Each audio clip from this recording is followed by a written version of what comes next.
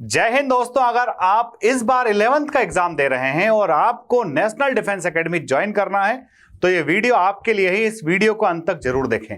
साथ ही वो बच्चे जो अभी फिलहाल एनडीए के फॉर्म भरे गए थे, उन फॉर्म्स को अगर नहीं डाल पाए हैं तो उनके लिए भी ये वीडियो बहुत ही इंपॉर्टेंट है। दोस्तों, जैसा कि सबको पता है कि यूपीएससी एनडीए का एग्जामिनेशन साल में 2 बार कंडक्ट कराता है। अभी जो आने वाला एग्जाम है वो तो अप्रैल में आने वाला है और उसके फॉर्म भरे जा चुके हैं, पर इस अप्रैल के बाद जो अगला अटेम्प्ट होगा वो सितंबर में होगा।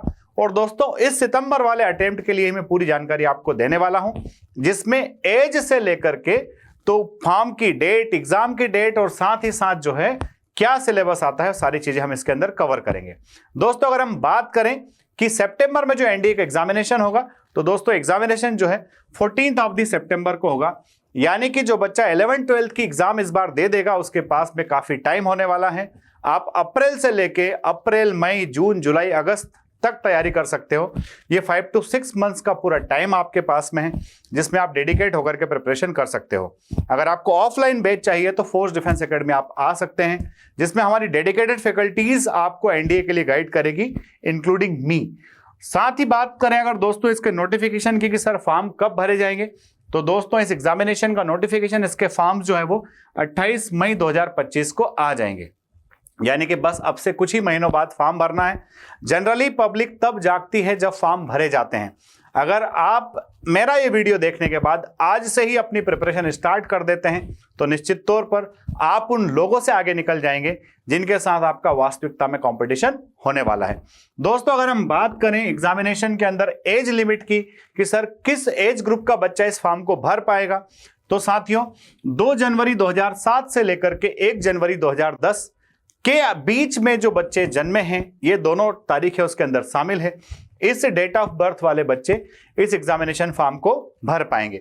साथ ही साथ दोस्तों एजुकेशन क्या चाहिए, तो फॉर्म भरते वक्त बच्चा या तो 12th में पढ़ रहा हो, यानी कि 11th पास कर गया हो और 12th में उसने पढ़ाई शुरू कर दी हो, या फिर उसने 12th पास कर लिया हो और उसका एज इन दोनों डेट्स के बीच में आ रहा हो। ये दोनों बच्चे फॉर्म भर सकते हैं।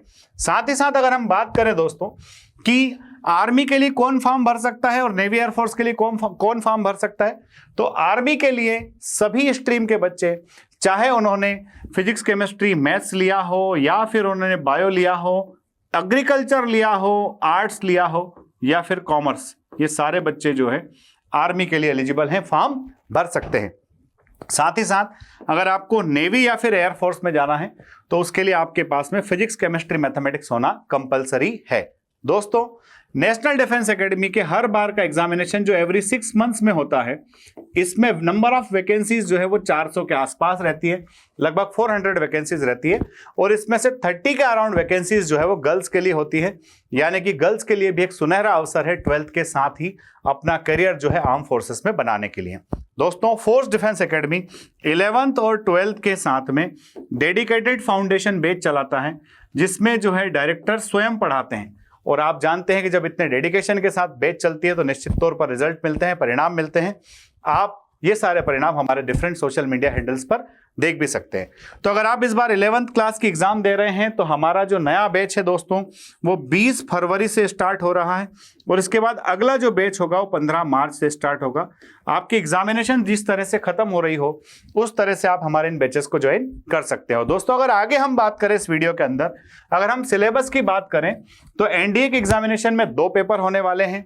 पहला पेपर जो आपका होगा वो मैथमेटिक्स का होगा और ये मैथमेटिक्स का जो पेपर होगा ये 300 मार्क्स का होने वाला है। दोस्तों, इसमें 11th और 12th क्लास के एनसीईआरटी बेस्ड आपका पेपर होने वाला है। एनसीईआरटी की बुक्स और साथ में एग्जाम्पलर, साथ ही साथ अगर आप आरएस अग्रवाल का उपयोग करके इस एग्जाम की तैयारी करेंगे तो डेफिनेटली आपका एनडीए का मैथमेटिक्स आप आसानी से निकाल सकते हैं। सर, एनडीए का मैथमेटिक्स बहुत कठिन होता है क्या?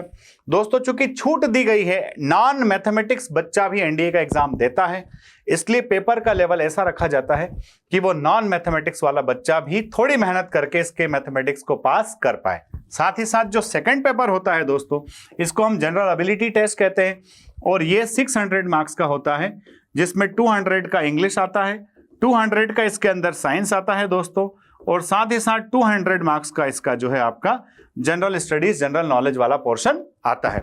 दोस्तों, जब रिटन एग्जामिनेशन का रिजल्ट आता है तो उसमें लगभग 8000 बच्चा पास होता है। और रिटन एग्जाम में जब 8000 बच्चा जो पास होता है उसको फिर अगले स्टेज यानी कि एसएसबी इंटरव्यू के लिए जाना होता है। एसएसबी इंटरव्यू के लिए भी फोर्स डिफेंस एकेडमी में डेडिकेटेड मेंटर्स जो कि एसएसबी बोर्ड के मेंबर्स रह चुके हैं, उनकी एक बहुत शानदार जानदार जबरदस्त टीम है जो बच्चों को एसएसबी इंटरव्यू के लिए तैयारी कराती है। साथ ही साथ दोस्तों रिटन एग्जामिनेशन की तैयारी के साथ टेस्ट सीरीज जो है वो एक बहुत बड़ी ताकत है फोर्स डिफेंस एकेडमी की, जिसके माध्यम से बच्चा जो है अपनी मंजिल को हासिल करता है। तो अगर आपने भी आर्म फोर्सेस ज्वाइन करने का सपना देखा है, ये फॉर्म आपसे छूटना नहीं चाहिए। पर फॉर्म छूटना नहीं चाहिए, इसके साथ साथ इसकी तैयारी के लिए आपको अभी से अपने आप को लगा देना चाहिए, है ना। जैसा कहा जाता है कि a well begin is half done, कि अगर आपने अच्छी तरह से शुरुआत कर दी है इसका मतलब कि आपका आधा काम हो चुका है। अगर वीडियो दोस्तों अच्छा लगा है तो इसको उन लोगों तक जरूर पहुंचाइए, उन बच्चों तक जरूर पहुंचाइए जो बच्चे भविष्य में अपना करियर जो है वो आर्म फोर्सेस के अंदर बनाना चाहते हैं। अगले वीडियो में इसी तरह की और भी अपडेटेड इंफॉर्मेशन के साथ में मिलता हूं। जय हिंद, जय भारत, इंकलाब जिंदाबाद, भारत माता की जय।